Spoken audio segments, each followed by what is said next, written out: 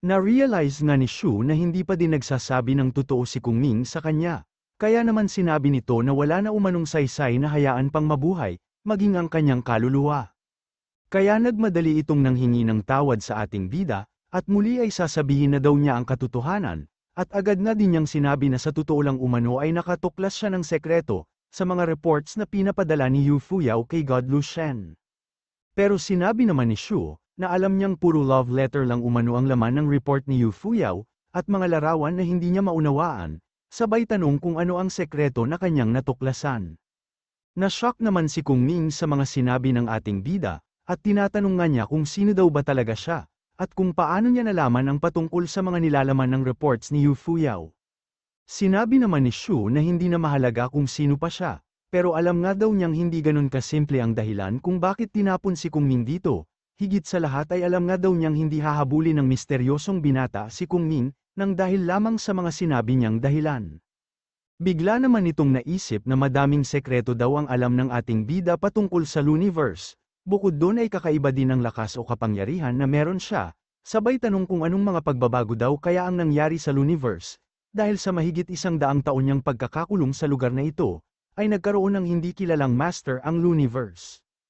Pero hindi bali na nga daw, dahil malamang sa blessing in disguise nga daw ang pagkakakilala niya sa ating bida, sabay banggit sa salitang kaluluwa.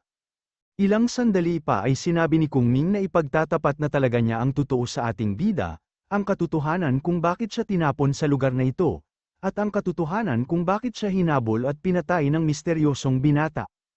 At ang dahilan nga daw ng lahat ng yun ay dahil sa cultivation technique na kanyang natuklasan o nagawa, at ito ay ang tinatawag na soul transference technique. Sinabi nga din niya na ang mga tao ay nagko-cultivate ng kanilang katawan at kaisipan, dahil umaasa silang magkakaroon sila ng mahabang buhay tulad ng dating hari, kung saan hanggat mayroong langit at lupa ay mananatili din silang buhay. Pero ang landas nga daw ng cultivation ay masyado mahirap at mahaba, kung saan ang mga A-rank ay maaari lamang magkaroon ng 800 taon na buhay, habang ang mga maestro naman ay maaari lang mabuhay ng ilang libong taon, na hindi umano sapat para maabot ang pagiging immortal. Pero sa tulong nga daw ng soul transference technique na kanyang nagawa, ay kaya nitong baguhin at solusyonan ang problema ng mga tao. Kung saan matapos nga daw niyang magawa ang teknik na yun, ay masyado pa ang tuwa at saya niya, dahil sa tulong ng teknik na ito ay magiging immortal ang mga tao, sabay sabi na pwede umanong ilipat ng mga tao ang kanilang kaluluwa, pag malapit ng mamatay ang katawan nila, at sa ganung paraan ay muling hahaba ang kanilang buhay. Agad na din daw siyang nagmadali ng mga panahon na yun, upang ipagbigay alam agad kay Wen Zaipi ang kanyang natuklasan, habang umaasa na bibigyan siya ng malaking gantimpala, at pag nangyari nga daw yun ay siya na ang magiging pinakamalakas, na tagasunod ng Celestial Emperor na si Wen Zaipi. Agad na din daw niyang binigay ang detalye ng teknik kay Zaipi, sabay tanong kung ano ang tingin ni Zaipi sa nagawa niyang teknik, pero tinanong lang naman daw ni Wen Zaipi, kung may iba na bang nakakaalam patungkol sa teknik na ito. At masaya pa nga daw siyang sumagot noon at sinabing wala pa, dahil si Wen Zaipi nga daw ang gusto niyang unang makaalam sa nagawa niya, at si Zaipi din ang gusto niyang maunang pumuri sa kanya. Pero si Zaipi din pala ang unang huhuli sa kanya, at agad na sinunog ang teknik na kanyang nagawa, kaya naman tinanong niya kung ano ang ginagawa ng kanyang Panginoon. At sinabi nga ni Zaipi na ang teknik na kanyang naimbento, ay isang masamang uri ng teknik o teknik na nababagay lamang sa mga demonyo, dahil ang teknik nga daw na ito ay maaaring magdulot ng sakuna sa mga tao, at siguradong mababalat ng takot ang lahat pag kumalat ito. At matapos nga daw siyang dalhin ni Zaipi sa hari, ay pinadala siya sa lugar na ito upang magtatag ng sekta.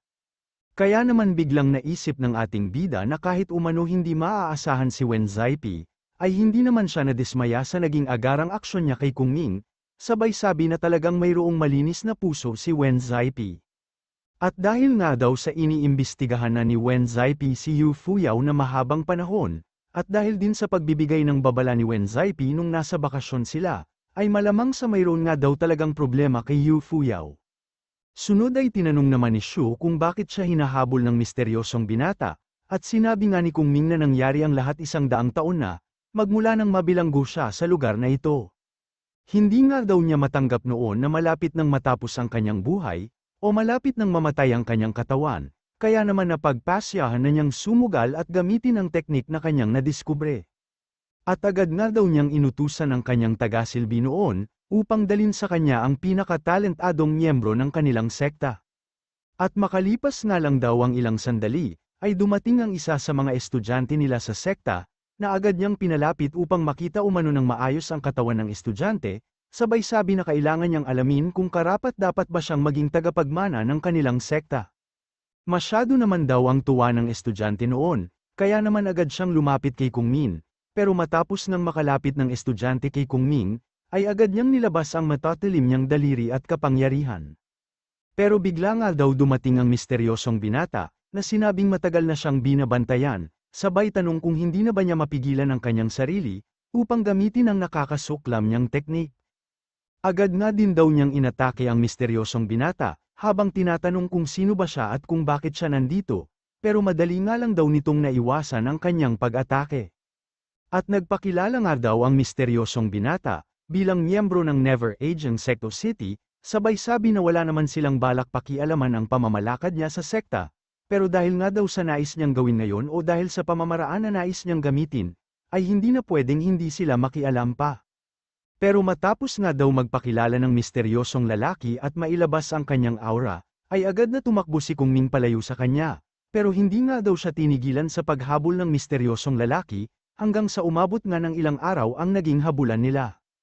At habang patuloy nga ang kanilang paghahabulan, ay naisip ni Kung Ming na malapit na sila sa Forbidden Zone, at pag napunta nga daw siya doon ay siguradong mamamatay siya sa mga halimaw, pero pag tumigil nga daw siya sa pagtakbo, ay para na din niyang sinuko ang kanyang buhay. Kaya naman iisa na lang ang naisip niyang paraan ng mga panahon na yun, at ito nga ay ang labanan ng misteryosong lalaki, dahil mas mainam na daw na mamamatay siyang lumalaban, kaysa isuko ang kanyang buhay o mamatay sa mga halimaw. Agad nga siyang naglunsad ng pag-atake sa misteryosong lalaki, at matapos nga siyang mabalat ng teknik ni Kung Ming, ay tinanong nito kung nais bang kunin ni Kung Ming ang kanyang katawan, sabay tanong na din kung desperado na ba talaga siyang mabuhay. Pero hindi naman sumagot si Kung Ming sa kanya, at naghihintay nga lang siya ng pagkakataon upang saniban ang katawan ng misteryosong lalaki, na bigla namang naglabas ng apoy, at kasunod nga nito ay ang unti-unting pagbabago ng kanyang anyo. Kaya naman napatanong na lang si Kung Ming sa kanyang sarili, kung ginawa daw ba ng misteryosong lalaki na apoy ang kanyang sarili, gayunpaman ay hindi nga daw masusunog ng apoy ang kaluluwa, kaya hindi obra sa kanya ang teknik ng lalaki. Pero matapos nang ngumiti si Meow Meow, ay nag-transform sa apoy ang buo niyang katawan, dahilan upang magulat at mapatanong si Kung Ming sa kanyang sarili, kung anong klase ng kakaibang teknik ang ginamit ng lalaki. Sa tala nga daw ng kanyang buhay ay ngayon lang siya nakakita, ng tao na nag-anyong apoy o tao na may abilidad upang gawing apoy ang buo niyang katawan, at kahit nga daw nakakasilaw ang apoy na ito, ay hindi naman niya ito maiwasang tignan, pero habang tinitignan nga daw niya ito, ay tila nagliliyab din sa init ang kanyang kaluluwa.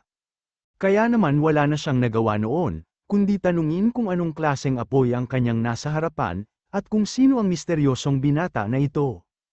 Hanggang sa mag-hallucinate na nga siya at kung ano-ano na ang kanyang nakikita, kaya napapatanong siya sa kanyang sarili kung bakit nakikita niya ang kanyang mga alaala, at kung ito na ba ang magiging katapusan niya, habang unti-unting nasusunog ang buo niyang katawan.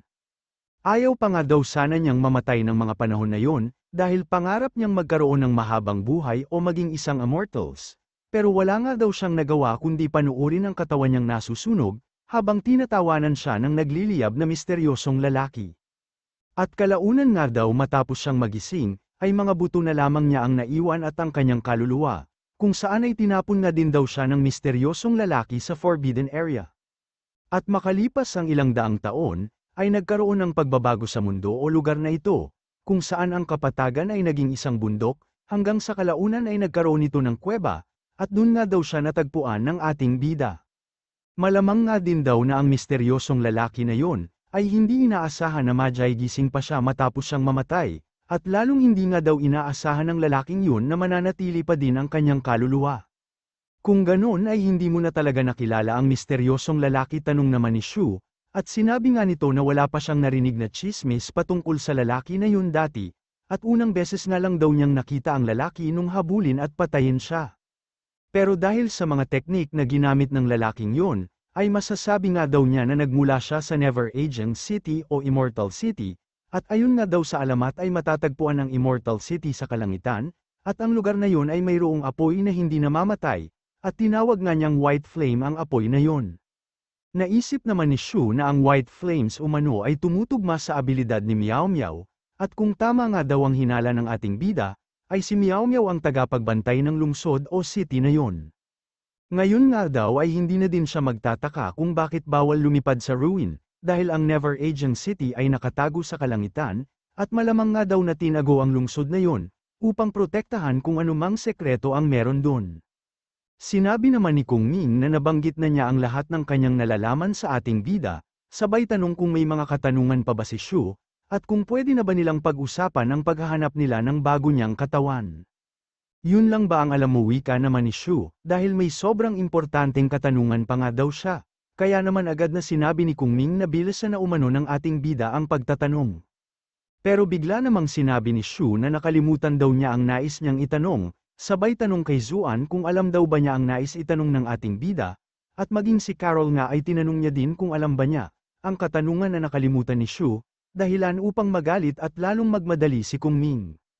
Hanggang sa biglangang tinanong ng ating bida, kung ano ang dahilan ng weirdong pangalan ng kanilang sekta, o ang How is your health old Lucien? Kaya naman agad na nagbigay ng sunod-sunod na negative points si Kung Ming, na tinatanong kung yun lang ba ang nais itanong ng ating bida, at kung yun ba ang importanteng katanungan na sinasabi niya. Sabay tanong kung ano bang pakialam nila sa pangalan ng kanyang sekta, dahil kahit na kinulong nga daw siya ng dating hari dito sa lugar na ito, ay nakatatak pa din sa kanyang puso at isipan ang mga ginawa ng hari para sa kanila. Siya ang buwan at araw sa aking kalangitan, wika pa nga niya. Agad naman siyang pinahinto ng ating bida sa pagsasalita, sabay tanong kung wala bang side effect umano ang pagsanib niya sa katawan ng ibang tao. At sinabi nga nito na meron umano, kung saan ay aabuti ng ilang dekada ang pag-recover ng lakas ng katawan at spiritual na lakas, pero kung ang kapalit nga daw nito ay ilang libong taon na buhay bilang maestro, ay baliwala ang ilang dekada na pagre-recover. Magaling-magaling wika naman ni Shu, sabay tanong kung alam ba niya kung saan matatagpuan ang Immortal City, dahil kailangan nga daw nilang magtungo dun. Agad namang tinanong ni Kung Ming kung seryoso ba ang ating bida, pinaglalaroan mo na lang yata ako, wika pa nga niya kay Shu. Sabay talikod at sinabi na hindi na ulit siya maloloko ni Shu, agad nga din niyang sinabi na kung nais umanong malaman ni Shu kung saan matatagpuan ang Immortal City, ay kailangan muna niyang maghanap ng katawan para kay Kung Ming. Pero tinanong lang naman ni Shu kung sa tingin ba niya, ay mayroon siyang karapatan na mag-demand o tumanggi sa gusto ng ating bida. Pero sinabi lang naman nito na wala na siyang pakialam sa mga sinasabi at nais gawin ng ating bida, dahil kung hindi nga daw siya makakahanap ng katawan sa lalong madaling panahon, ay maglalaho na din ang kanyang kaluluwa. Mamamatay na din naman ako, wika pa nga niya. Kaya wala na umano siyang pakialam sa paghahanap ni Shu sa Immortal City, at hindi na din siya sisigat sa kahit na anong katanungan pa niya. Kaya naman walang nagawa ang ating bida kundi tanungin kung anong klase ng katawan ang nais niya, kung gusto ba niya ng malusog at malakas, sabay tanong na din kung gusto ba niya ng Stage 1 Cultivator. Kaya naman bigla nitong sinunggaban ang ating bida, at sinabing oo ng paulit-ulit, dahil ang ganong katawan nga daw ang nais at pangarap niya. Agad namang umalis si Shu, at sinabi na maghintay lang si Kung Ming dito, dahil maghahanap siya ng nababagay na katawan ayon na din sa nais niya. Dahilan upang maisip ni Kung Ming na gumana ang plano niya, at kahit nga daw hindi niya alam kung ano ang nais ni Shu sa Immortal City, ay siguradong magkakaroon siya ng katawan basta may mga kaalaman siyang mababahaji sa ating bida. Ilang sandali nga lang din ang nakalipas ay nakarating na ang ating bida, at sinabi na andito na ang Stage 1 Cultivator na nais mo, siguradong malusog at malakas ito, wika pa nga niya, dahil ang tinutukoy pala ng ating bida, ay isang Stage 1 na kabayo o Flame Cloud Stallion. Kaya naman masyado ang inis ni Kung Ming, na sinabing tao ang nais niya at ayaw niyang magmukhang kabayo o maging kabayo, pero sinabi lang naman ni Shu na walang ibang tao sa lugar na ito, at hindi nga din daw niya pwedeng saniban ang mga kasamahan ng ating bida. Mas mainam na ito kaysa sa wala, wika pa nga ni Shu, sabay tanong kung bakit ngayon pa siya umaarte, akala ko ba ay desperado ka nang magkaroon ng katawan, tanong pa ng ating bida.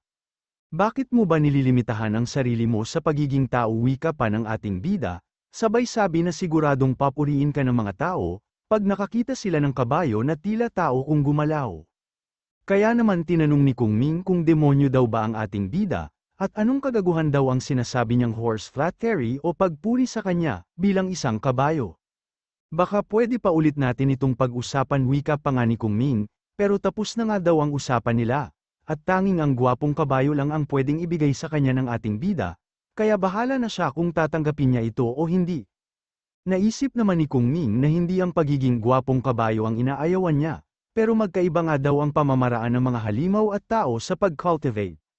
Naisip nga din niya na maaaring hindi na siya makabalik sa pagiging maestro sa buhay niyang ito, pag naging pabigla-bigla o nagmadali siya sa pagsanib sa kabayong bigay ng ating bida. Pero ang huling pagtatangka nga daw niyang sumanib at sumable ng dahil sa ating bida, tapos ang mga buto naman niya ay nginuya-nguya ng buset na dragon ng ating bida.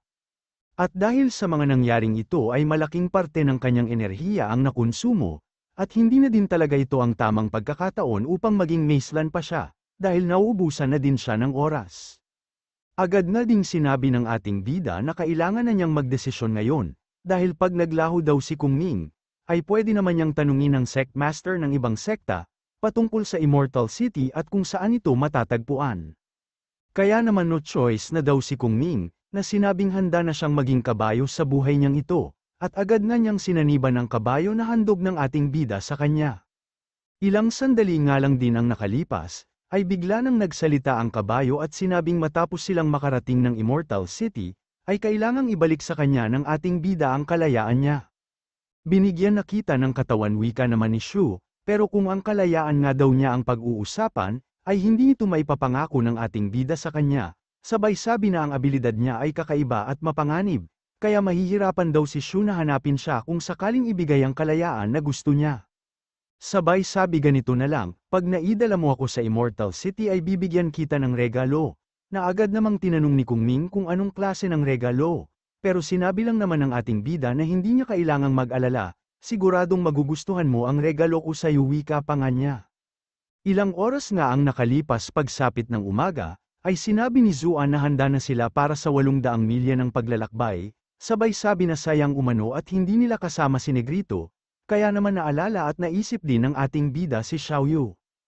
Napapaisip nga daw siya sa kung ano kaya ang binabalak gawin ni Xiaoyu, na ayaw din siyang makausap at hindi hinahayaan na magamit ang kanyang spirit form. Samantala sa isang city naman sa mundong ito, ay tinatanong ni Negrito kung talaga bang hindi pa nakikita ng lalaki sa kanyang harapan, ang 9th Dragnet ng Dragnet and Snares. Sabay tanong na din kung bakit inayos na nila ang kulungan ng mga baguhan o cultivator mula sa Earth, at kung bakit nagbibigay na sila ng maayos na pagkain sa kanila, at binabantayan na din sila ng maayos. Sinabi naman ng lalaki, na yun umano ang nabalitaan niyang pinapagawa ng 9th Dragnet sa lahat ng cities, kaya naman nagkusa na silang ayusin ang kulungan dito sa Yunyi City, bago pa dumating ang 9th Dragnet. Habang iniisip na hindi pa nga dumadating ang 9th Dragnet, pero dumating naman na ang kasamahan ng 9th Dragnet na naghahanap sa kanya, kaya wala siyang magawa kundi yumuko sa harap ni Negrito. Na naisip naman alam na ng lahat ang mga pinaggagawa ng ating bida, pero hanggang ngayon nga daw ay wala pa siyang balita, kung nasaan na ngayon si Shu at kung kailan sila pupunta sa lungsod na ito. Napapatanong na nga lang din siya sa kanyang sarili, kung sa Lukhen City kaya unang nagpunta ang ating bida bago dito sa Yunyi City, at agad na din siyang nagpaalam sa City Lord at humingi ng pasensya sa pang-aabala umano. Agad namang napabuntong hininga ang City Lord sa pag-alis ni Negrito, dahil sa wakas umano ay napaalis na din niya ang nakakatakot na taong yun. Hindi nga din daw siya komportableng yumuko sa harap ni Negrito, matapos ng ilang dekada niyang paghahari at pamumuno sa lugar na ito, kaya sana ay wag na daw silang bumalik at magtungo sa kanyang lungsod. Pero muli nga siyang kinilabutan nang biglang lumabas sa kanyang likuran si Meow Meow, na tinatanong din kung nakita na ba niya ang 9th Dragnet, o kung nagtungo na ba dito sa lungsod na ito ang 9th Dragnet, dahilan upang masabi na lang ng City Lord sa kanyang sarili na hindi pa pala tapos, sabay tanong na din kung sino ba talaga ang 9th Dragnet, at kung bakit lahat na lang sila ay hinahanap at kinakatakutan ng 9th Dragnet, sabay bigay ng negative points sa ating bida.